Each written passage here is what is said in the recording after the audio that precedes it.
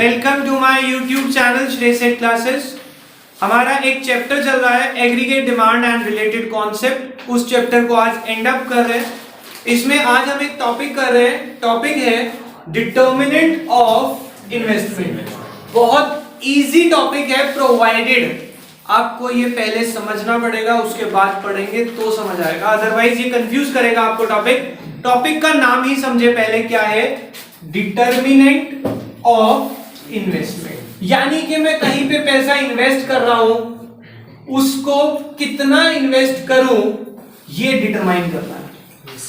Determinant of investment. आप कहीं भी पैसा लगाना चाहते हैं, आप पैसा ज्यादा लगाएं या कम लगाएं, वो कैसे डिसाइड करेंगे कि मुझे यहाँ पे ज्यादा पैसा लगाना चाहिए या नहीं लगाना चाहिए? उसमें हम दो चीजें सोचते हैं हमेशा कि मैं इन्वेस्ट जो करना चाहता हूं उसमें मुझे दो चीजें सोचनी पड़ती हैं। पहला है मेरा marginal efficiency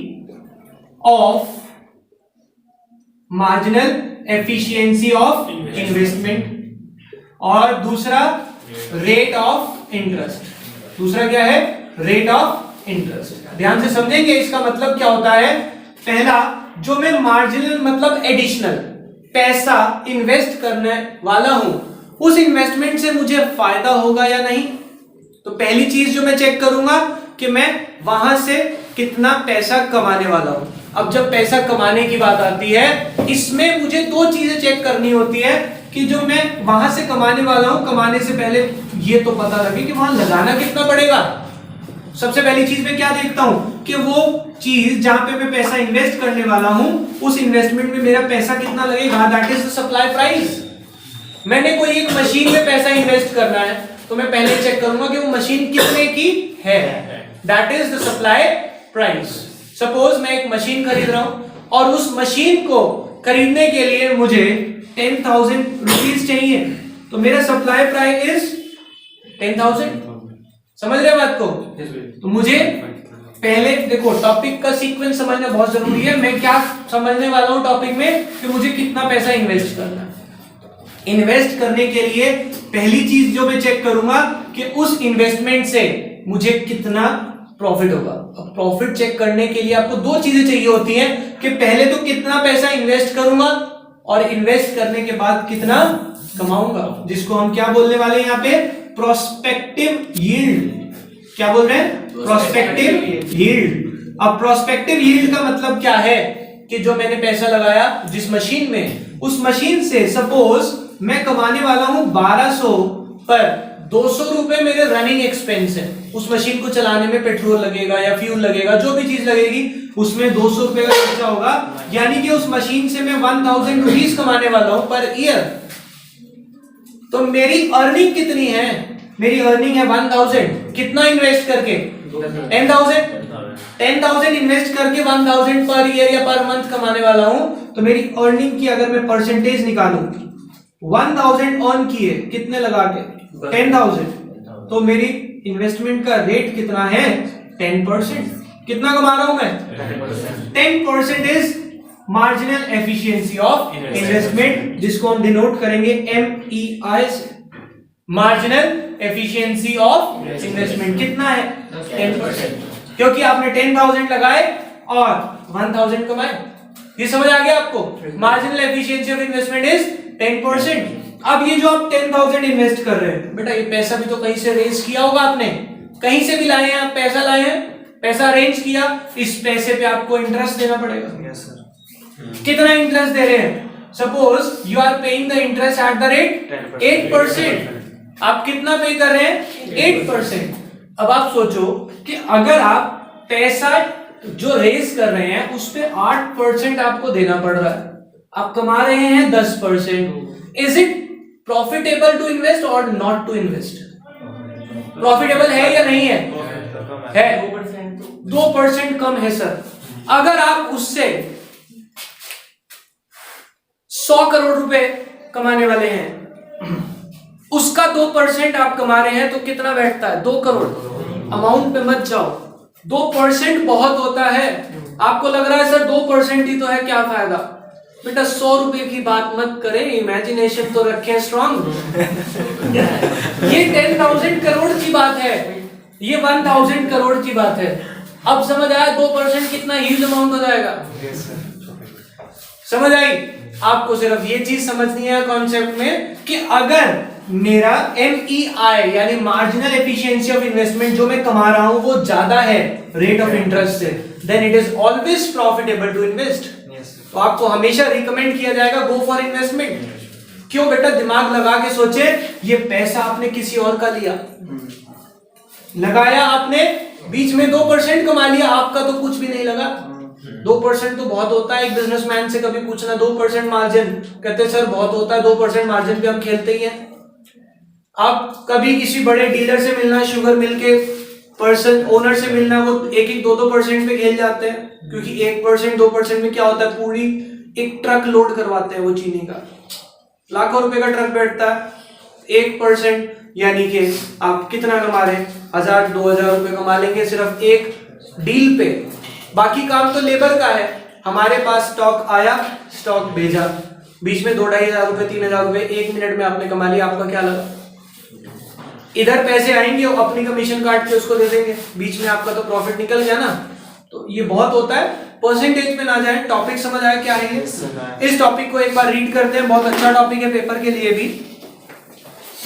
according to Keynes the decision to invest in a project, कह रहे हैं किसी भी प्रोजेक्ट में इन्वेस्ट करना चाहते हैं, depends upon 2 factor. Number 1 marginal efficiency of investment and number 2 rate of interest. Marginal efficiency of investment refers to expected rate of return from additional investment। अगर आप पैसा लगाएंगे तो वहां से कितना कमाएंगे, that is MEI। देखो ये लिखा है MEI refers to expected rate of return from an additional investment। MEI is determined by 2 factors। MEI कैसे डिटरमाइन करते हैं हम? 2 फैक्टर्स के थ्रू। पहला सप्लाई प्राइस, दूसरा प्रोस्पेक्टिव यील्ड। सप्लाई प्राइस का मतलब आपको बताया कि वो यूनिट आपको कितने की अवेलेबल है। पढ़े देखो क्या लिखा है, it refers to cost of producing a new asset of that kind. उस तरह का एसेट आपको कितने का मिलने वाला है। It is the price at which new capital asset can be supplied और रिप्लेस। नया एसेट आपको कितने का मिलेगा। For example, if a machinery of ₹10,000 is to be replaced in place of old machinery, then ₹10,000 is the supply price। तो आपका supply price कितना आएगा? 10,000 का, जितने की आपने वो मशीन खरीदी है। पहला सप्लाई प्राइस समझ आ गया। दूसरा prospective yield. Prospective yield it refers to net return that is expected from the capital asset over its lifetime। For example, in the given machine is expected to yield receipt of 1,200 and running expense will be 200, then prospective yield will be ₹1,000। समझ आ गई बात? ये same example दिया था मैंने आपको, इसीलिए आगे देखो क्या लिखा है। in the given example marginal efficiency of investment will be 1,000 upon 10,000 into 100, that is 10%। Clear? समझ आ गई बात? यहां तक टॉपिक समझ आया आपको? हमने क्या निकाल लिया? MEI निकाल लिया। अब हम ROI से कंपेयर करेंगे। पहले ROI पढ़ेंगे क्या होता है, फिर उससे कंपैरिजन करेंगे। देखो आगे बढ़ते हैं।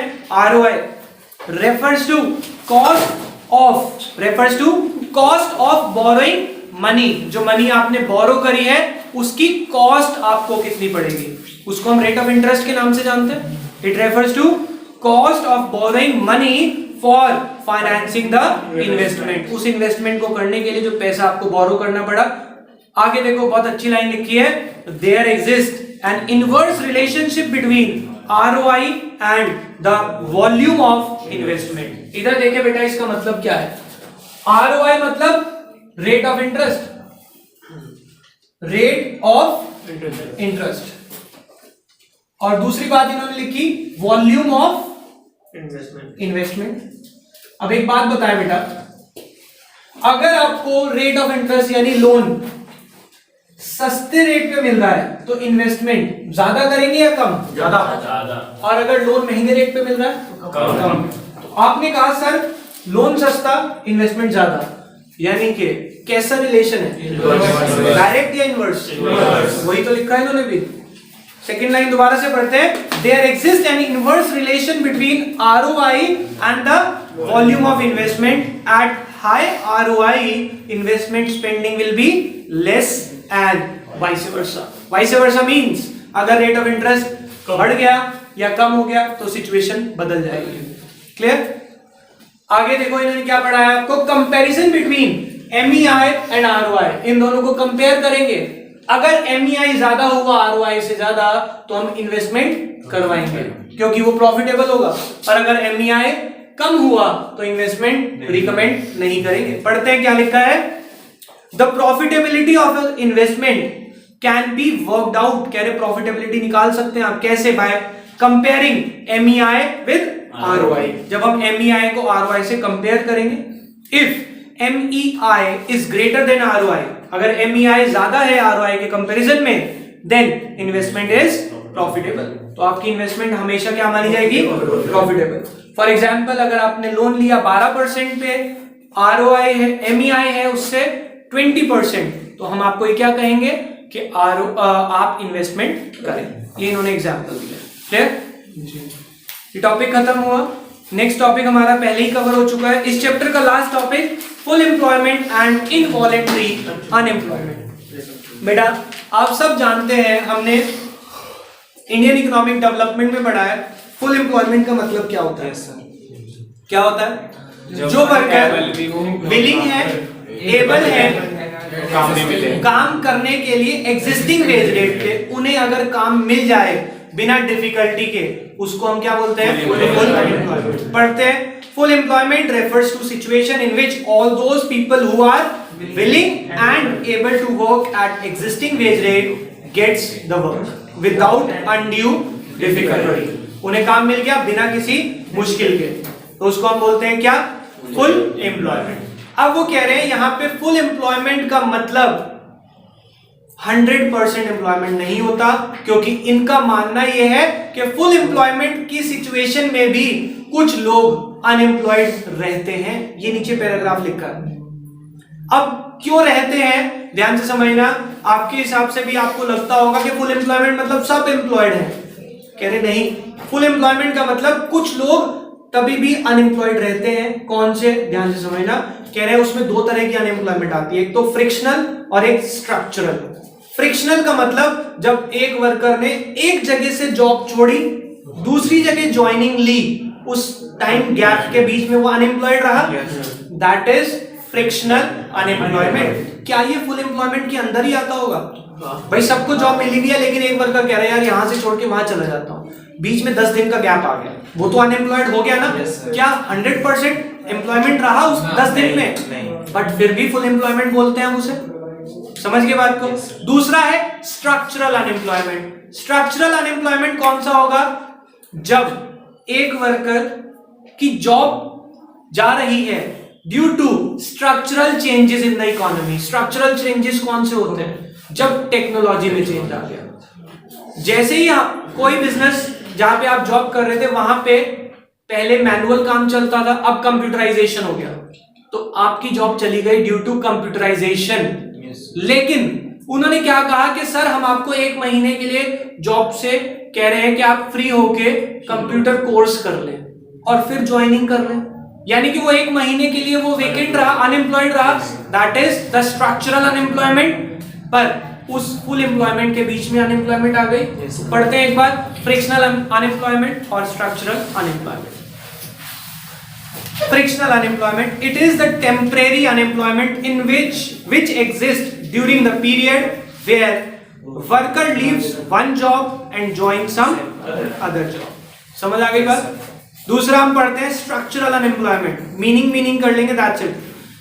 It refers to unemployment in which people remain unemployed due to mismatch between unemployed person and demand for a specific type of workers. It is associated with structural changes in the economy. For example, due to computerization, workers do not possess enough knowledge of computer, will be unemployed until they get some computer course or training. ये पूरा इसलिए पढ़ा है कि आपको technically समझ आ जाए लिखना क्या है। क्लियर हो गई बात? इसके बाद लास्ट है इनवॉलेंट्री अनएम्प्लॉयमेंट। ये कौन सी सिचुएशन होती होगी बेटा? जब जो वर्कर विलिंग टू वर्क है, एबल टू वर्क है एट एग्जिस्टिंग वेज रेट, उन्हें काम नहीं मिल रहा, तो वो जाता है इनवॉलेंट्री अनएम्प्लॉयमेंट। पढ़ लेते हैं। Involuntary unemployment refers to unemployment in which all those people who are willing and able to work at existing wage rate do not get the work। समझ आ गई बात? इसी के साथ ही हमारा चैप्टर खत्म होता है। बाकी नया चैप्टर हम करेंगे नेक्स्ट क्लास में। अभी के लिए बाय।